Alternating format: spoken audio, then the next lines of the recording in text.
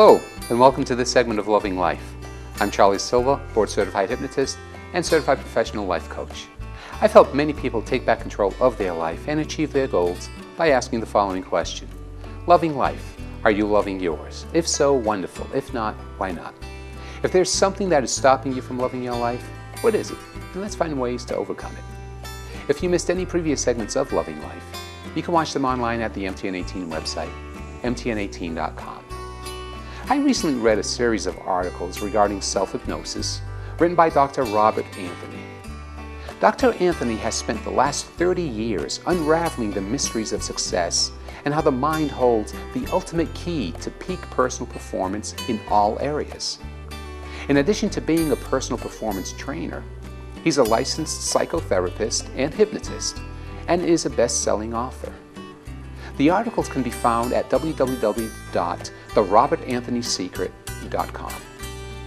Now, I enjoy the articles because Dr. Anthony's experience closely mirrors my experience. Over the past 25 years, he's trained and worked with thousands of people, helping them to overcome the things that have previously held them back and create the lives they've always dreamed of for themselves. He begins his article by noting that, as a hypnotist, he's often asked about self-hypnosis. He believes, as I do, it is one of the most effective tools for change. To explain why we believe in the effectiveness of self-hypnosis, we first need to discuss the concept of, as Dr. Anthony puts it, one brain, two minds. Although we all have one brain, we actually possess two minds, or two phases of mind power, conscious and subconscious. So let's talk about them both. When we talk about the conscious mind, we're talking about your everyday normal state of awareness. The beauty of the conscious mind is that it allows us to have self-awareness. It allows you to appreciate the good things in life, and it allows you to think about and decide, what is it that I want more of? And that thought brings us to the subconscious mind. Now, as you know, the subconscious mind is where our programming has been recorded, which includes all of our habits.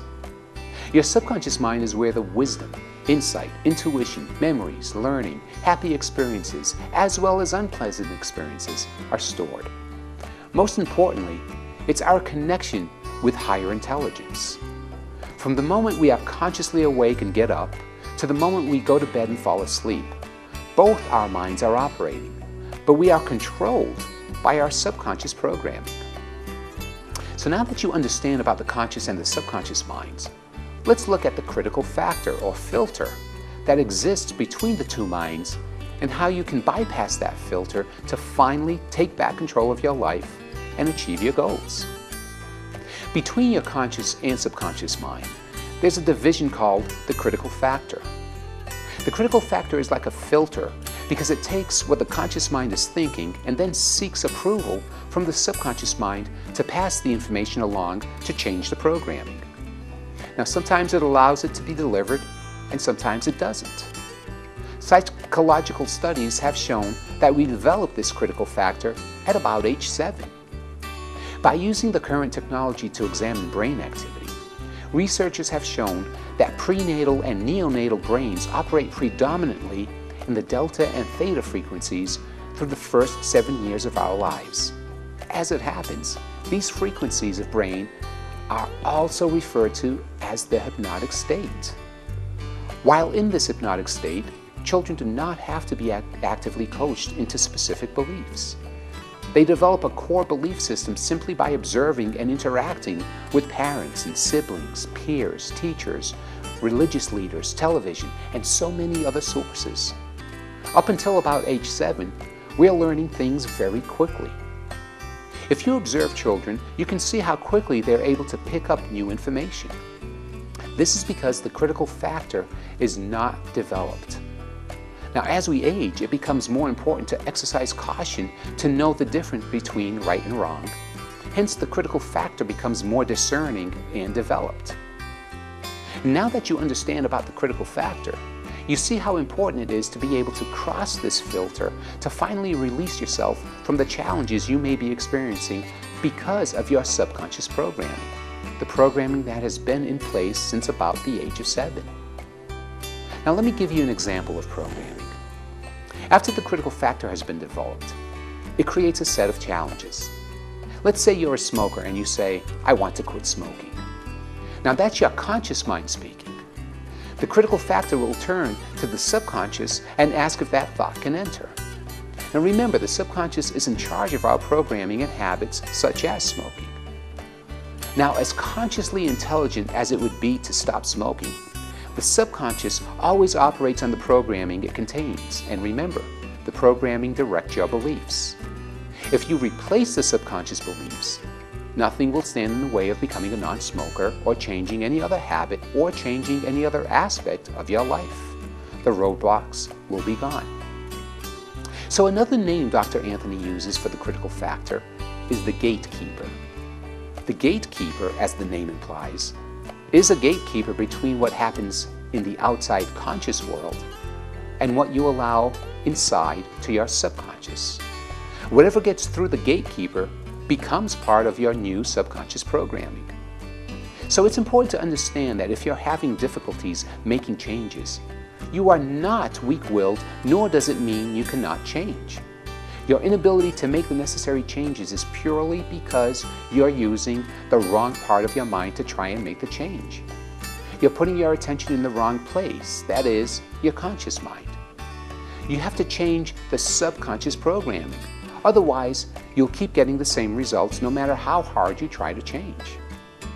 There are many ways to do this, but I found that one of the fastest ways is through hypnosis.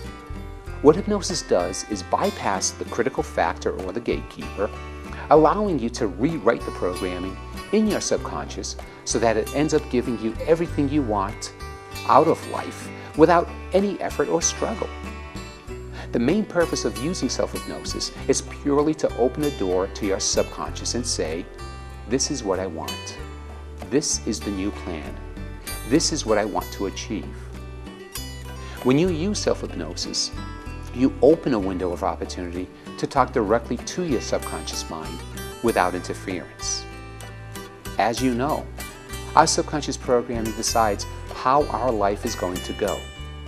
And that programming is protected by the critical factor or gatekeeper. When the gatekeeper gets distracted, that's when changes can be made. The purpose of self-hypnosis is to silence the gatekeeper at a time when you have the intention to make a positive change in your life.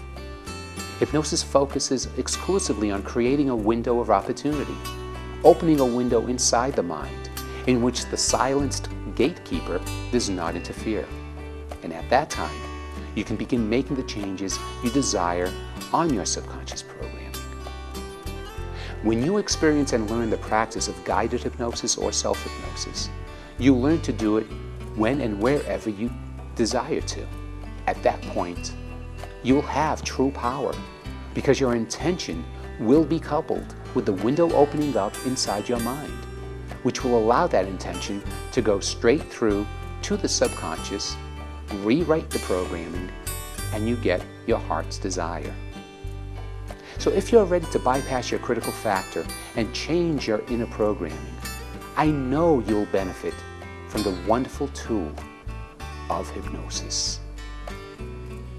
Now be sure to check my website for upcoming Take Back Control of Your Life workshops. The workshops are free of charge. If you have goals you'd like to achieve but have been unable to do so, attending one of my workshops may be all you need to take back control of your life. Well, I'm sure I've given you some things, positive things, to think about. Send any questions or comments you have to me at charlie@mtn18.com, and I'll answer them in future segments of Loving Life. I'm Charlie Silva, and I'm asking you, loving life, are you loving yours? If so, wonderful. If not, why not? If there's something that is stopping you from loving your life, what is it? And let's find ways to overcome it. Always remember that you are awesome. Have a wonderful day filled with love and gratitude.